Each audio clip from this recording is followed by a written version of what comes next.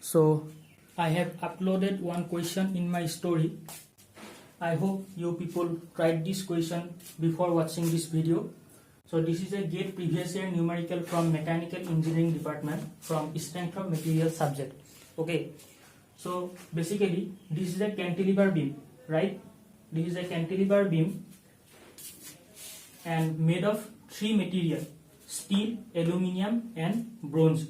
Okay, so here different load is acting, 4P is acting, P is acting and 2P is acting, and cross sectional area of different material part is given as 500 mm square for steel, 400 mm square for aluminium, 200 mm square for bronze.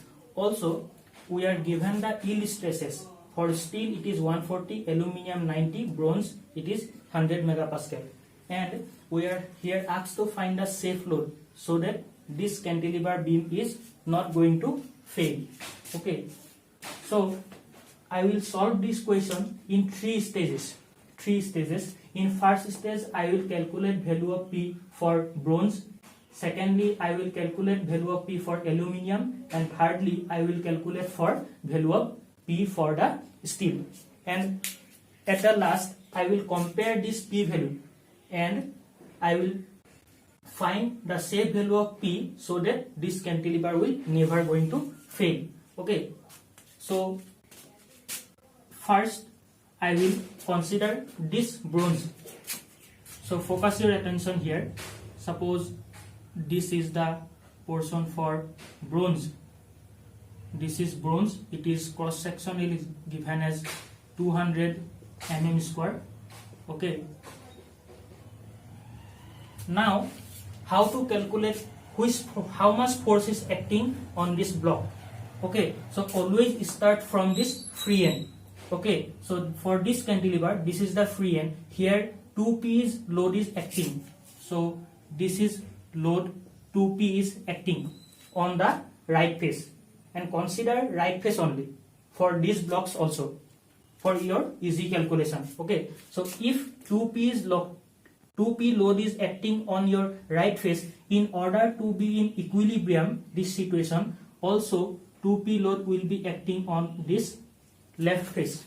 Okay, so I have calculated load. Now what amount of stress is going to be acted on this part? So this is 2P, force per unit area. So how much area? 200 mm square. Force per unit area less than equal to will be your failure criteria. For bronze, how much is the yield stress? For bronze it is 100 megapascal. So 100 megapascal, right? So this stress must be less than your yield stress, otherwise this beam will going to fail, right? So if you solve P should be less than equal to 10,000 Newton, right or wrong? So if you solve this, P should be less than is equal to 10,000 Newton. So let me notify here, it is PB, B for bronze. So PB is less than 10,000. So let me write here, PB should be less than equal to 10,000 Newton. Okay.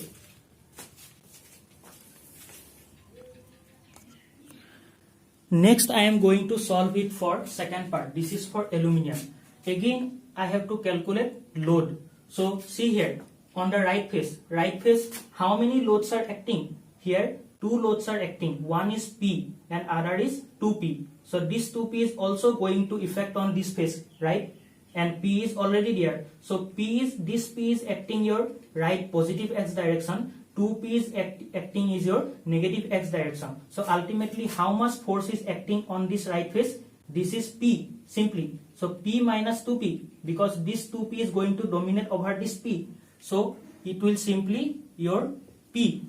So in order to be in equilibrium, so if P amount of load is acting on right face, same P amount should be acted on left face, right or not? So again, stress P force divided by area should be less than equal to how much yield stress for aluminium? This is 90. this is 90 megapascal, right?